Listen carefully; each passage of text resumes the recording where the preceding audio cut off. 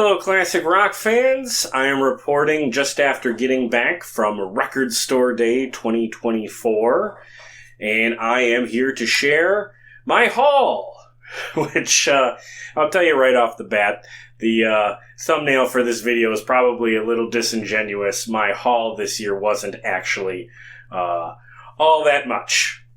I did get a couple of releases that were exclusive to RSD 2024, but most of what I got today was used vinyl that I got because there were some sales going on and I got them at a good price, which I think is the main reason that fans should check out Record Store Day. You should support your local record store, not just by buying those exclusives, but by participating in the sales that they're doing, just because it encourages them to do those sales more often. And finding vinyl at a good price nowadays, man, that's tough. So I started my day at about 10 a.m. over at Volta Records in Greenfield, Wisconsin, which is a suburb of Milwaukee. I went there first because I knew with their variety, they were my best chance at getting the exclusives that I really wanted this year. So, of the exclusives that I wanted this year, there were only two on my list that were must-gets, and I got them both over at Volta Records, so I'm very happy about that. And both of these exclusives are from the same band.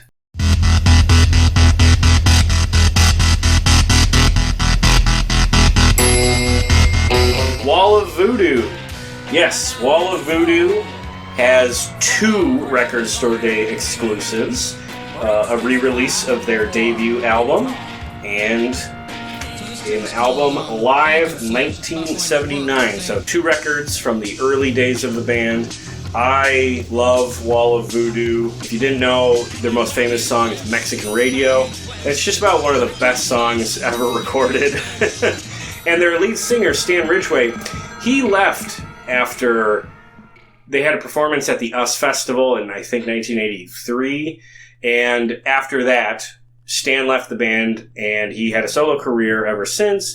And he's got a lot of great stuff in his solo catalog as well. So, when I saw the Record Store Day 2024 list, I marked these two as the only must-gets.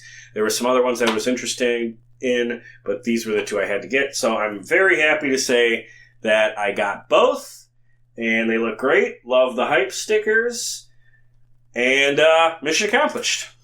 The only downside on these is that if you can see the price tag where I got them, $38.99 for each one, which was the same price as what I paid last year for the Rolling Stones reissue of Beggar's Banquet. And if you remember in that video, I said that's pretty much my ceiling of what I'm willing to pay for vinyl. And yep, these are both pretty much at my limit. I hate to say it, but if these were even just a couple of bucks more, I probably would have skipped getting them. And that would have sucked. So I'm glad that they didn't go too high over what I was expecting. I was hoping that these would be priced closer to like $25. But I guess they're priced as they are because both are limited to 2,000 copies. So these are limited run reissues. So I guess I understand the pricing. Pricing complaints aside, I am very glad to say that I got both of these records because, again, great band and very cool to see them put these out here. So probably the most famous aspect of either of these albums is on the debut, they have a cover of Johnny Cash's Ring of Fire, and I've seen it written online that that's the greatest cover of Ring of Fire ever. Bold claim, because a lot of groups took a swing at it. But you know what? I really thought about that, and I think that that's correct. Because it's a very unique cover, but it's very cool. So I got to hand it to him. And that's also really why I wanted this record, because I really like that version of Ring of Fire. Social Distortion can suck it. These guys covered Ring of Fire way better. Okay, enough of that. Let's open these up and see if anything is packaged inside. Got my Rambo 3 letter opener. There.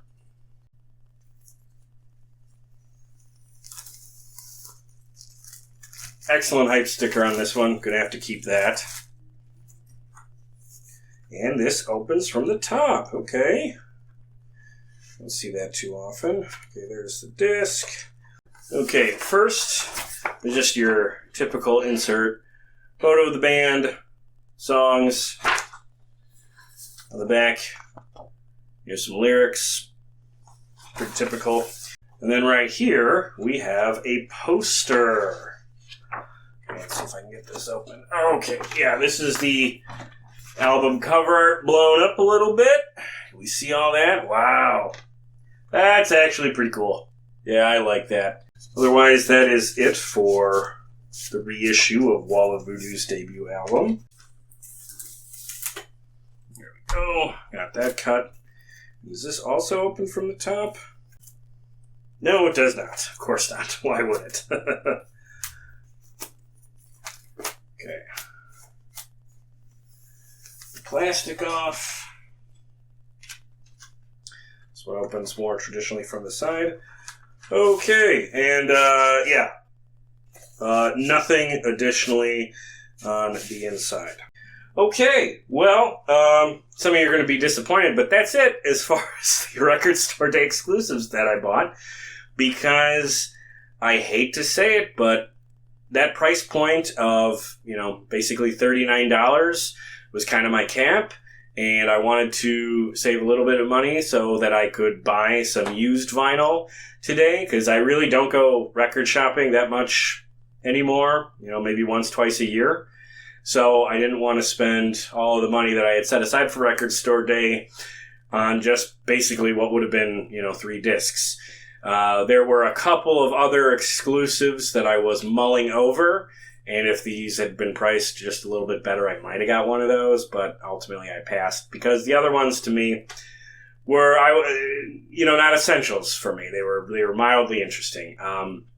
Golden Earring had one. It was, I think, the Cut Sessions. I like that album, so that one might have been an interesting one to get, but that one was even more expensive than these. That one was like $45. So that just wasn't going to happen.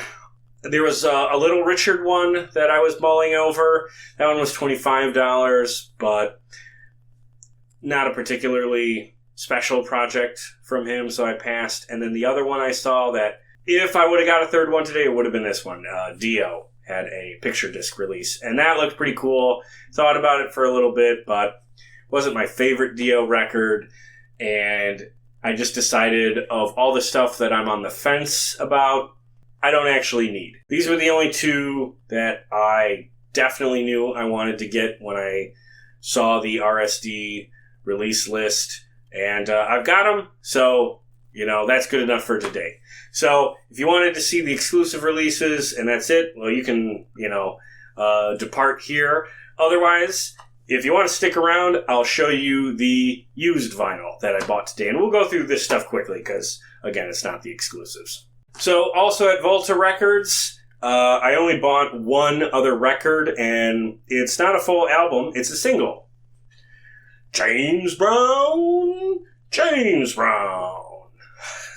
Sorry, just being stupid. Check this out. It's James Brown, the 12-inch extended dance remix of Living in America from Rocky IV. My friend and sometimes co-host Chris came along to Record Store Day with me, and when he saw me grab this, he said that it was pretty much on brand for me, and he's right. I love the soundtrack of Rocky IV, so something that costs $4 and is connected to the Rocky IV soundtrack, you know what, that's fun. And come on, look at this. This is a great cover. This is something I could put up on the wall if I wanted. You got Carl Weathers, R.I.P., right here in the background, and James Brown at his peak. So I love this. And then the only other thing I got at Volta Records was a CD. Tom Petty, Pack Up the Plantation. Great live album. Listen to this on the way home. I don't have a CD of this live album, so I saw it for, $5. Perfect. Got a copy, and there we go. So Volta Records was not the only record store we went to. We also went to one in Bayview called Acme Records. And Acme Records, very different vibe there. It wasn't the big store room that Volta is. It was a small room with a couple of tables. And they had some record store day exclusives, but those were not, put off to the side in almost like an exhibit. Those were just kind of mixed in with the stuff they already had there. And what they have there mostly is like independent and alternative music. It's a pretty hip store, which means not a lot of stuff for me. That's not totally true. I'm being a little facetious there. It's a cool place, but they sell a lot of records that is music I don't really listen to, so I don't go there too often. My friend Chris wanted to see if they had an RSD exclusive he was looking for.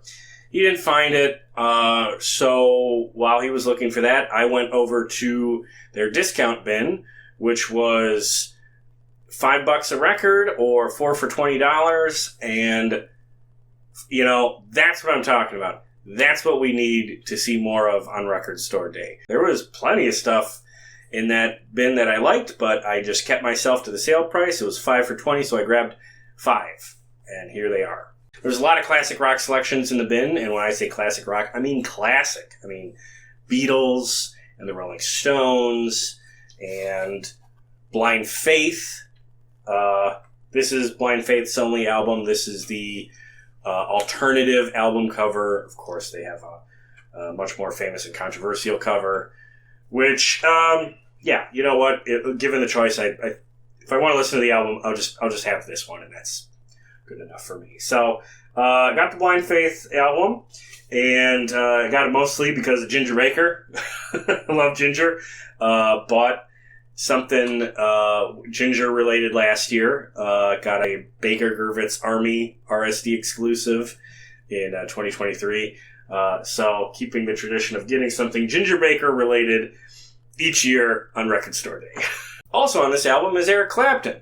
And that's not the only Clapton I got. I also got Slow Hand, which I kind of was surprised at myself that I didn't already have in my collection. It's got Cocaine, Wonderful Tonight, Lay Down Sally.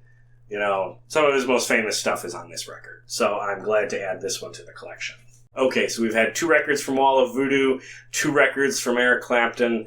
I'm going to one-up myself a little bit here. I got 3 records from the same artist, and the last 3 albums that I got over at Acme Records was all from Jimmy Buffett, R.I.P. The recently departed Jimmy Buffett. I got Son of a Sailor, Havana Daydreamin', and Changes in Latitudes, Changes in Attitudes. And I got these 3 Jimmy Buffett albums because I'm hoping that Chris and I will start up our Jimmy Buffett Songwriter Series on the podcast later this year, probably near the end of summer. And I know I'm going to be listening to a lot of Jimmy Buffett music this summer, so I figured why not listen to him the proper way, which is, of course, on vinyl, so I can look at that beautiful face and read through the lyrics and really sit back and enjoy the music. So, 3 from Jimmy Buffett to close out my Record Store Day 2024 purchases. Okay, one last thing. First, I can't leave the records stacked up there because they'll fall. So, my only other thing is this. I purchased a few records on eBay recently, and they happened to deliver today. So, these aren't Record Store Day purchases, but these are Record Store Day albums that I received. So, real quick, why not join me and take a look at them with me here? Okay, so I found an eBay store that was selling vinyl at a discount if you bought multiple items. So I bought a couple of these together to get a good deal on them. And here they are.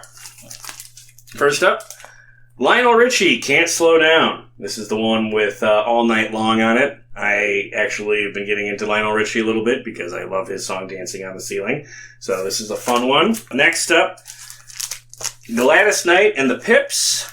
This is Gladys Knight and the Pips' last album. I saw Gladys Knight in concert a couple of years ago, so I've been meaning to get into her catalog a little bit more. This one looks fun, so figured I'd start here. Tina Turner, Break Every Rule. If you remember my video about RSD last year, you might remember that I got her album Private Dancer, because 80s Tina is my favorite Tina, and this is the other one from that era, and I really liked the Private Dancer album, so I expect this one's going to be a lot of fun too, so had to get this one for the collection.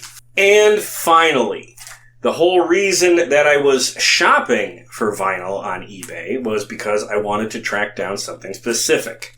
And that is, from 1983, the Wootens. Yes. Not exactly a household name necessarily, but if you subscribe to this channel, you might have noticed that I just interviewed Joseph Wooten from not just this band, but also the Steve Miller Band. Yes, Joseph Wooten is the keyboardist for the past 30 plus years of the Steve Miller Band, but he had a career in show business before he was in Steve Miller's band, and that included this album. That's Joseph right there in the middle. This was an album he put together with his brothers back in the early 80s. We talk about this album in the interview I did with him. 1983. Oh. Can you see that? That's great. Look at that. Are you going to wear the same outfits? Well, no, I don't think so.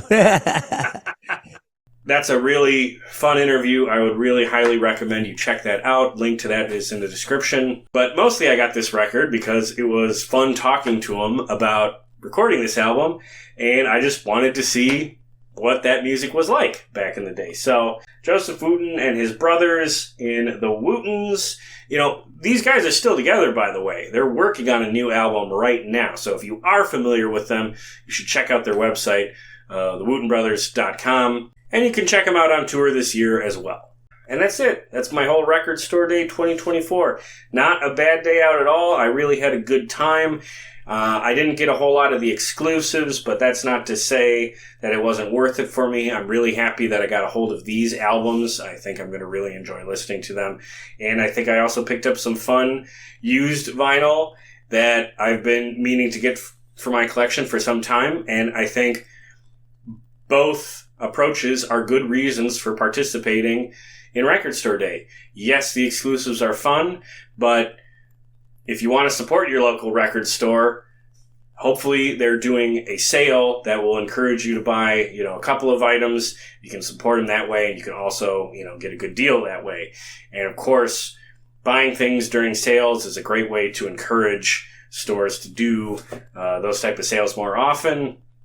And if you're just trying to find records at a good price, Record Store Day is a good day to go out and scope out those deals. So I think I pulled that off to some degree today, and I also got the exclusives that I was hoping to get. So all in all, a success. But how about you? Did you go out to Record Store Day? Where did you go? What did you get? Please tell me about them in the comments below, particularly if it's about classic rock. I would really like to hear what other classic rock fans were excited about in 2024. And if you are a fan of classic rock, please check out some of the other stuff I do on this channel. I have a podcast that is all about classic rock. I guarantee I've either covered someone or interviewed someone that you're a fan of. We've done a lot of great stuff on the podcast lately, so I would really recommend you check that out. Like, for instance, my interview with Joseph Wooten from the Steve Miller Band. That's one of our best episodes, so I think you would enjoy that. We do concert reviews, lots of good stuff here for music fans, particularly classic rock fans. So if that sounds like you, please subscribe to this channel and check us out on social media. Our links are in the description below. But with that, thank you very much for watching. I hope you had a great Record Store Day. And if you're celebrating something else today, well, hey, God bless you. And stay out of trouble. All right. With that, thanks for tuning in, and keep rocking.